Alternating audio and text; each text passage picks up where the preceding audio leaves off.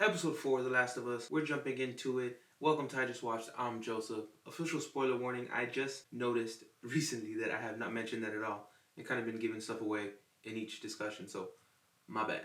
But getting into it, dude, I love the fact that they're just hitting beats from the game. They are, although yes, episode 3 is a clear example of some drastic, although not completely life altering or game changing changes, but they're definitely hitting their beats. I mean, we got the please help in the middle of the ambush, the swerve, the driving into the store, from the puns, even though the pun book and just hitting the jokes. And I know the world that exists because I played the game, love the game.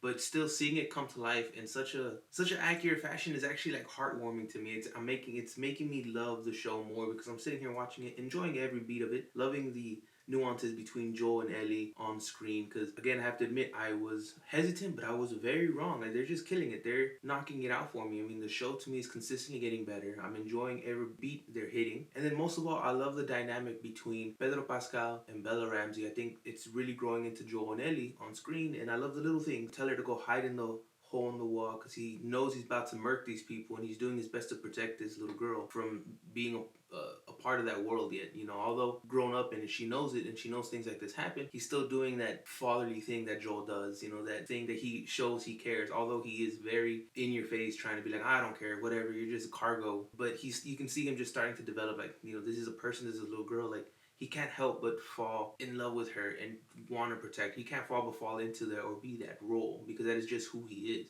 I think that's what we all kind of love Joel, because Joel is just, no matter how hard he tries, is naturally that fatherly figure, that protector, and he just does what needs to be done. Introducing the new characters like Henry and Sam. Although I know things that are coming, like the big tease in this one for the first, we're gonna get the bloaters, right? I apologize. For a person who loves the game, you think I remember, but I'm on camera, that's why.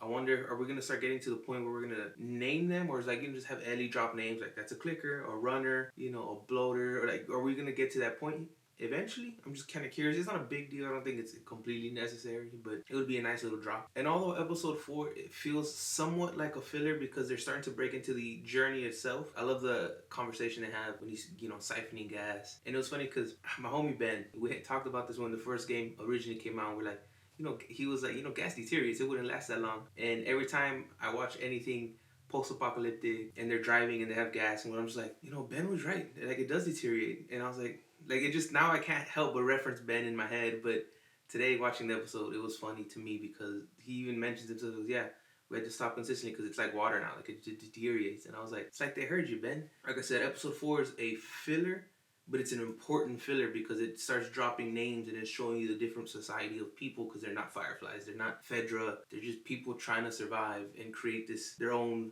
city, state, so to speak, their own government, their own thing. But you know, it's, we're starting to get to that point where it's not just the infected we have to watch out for. It's the other monsters, people trying to survive. The scene with Brian was kind of devastating.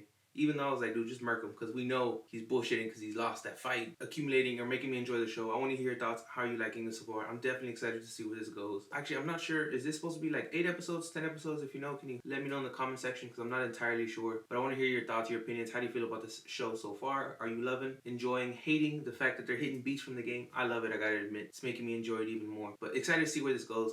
Want to hear your thoughts, comments, questions, concerns. But until next time, stay safe, be well, y con mucho amor. Adios.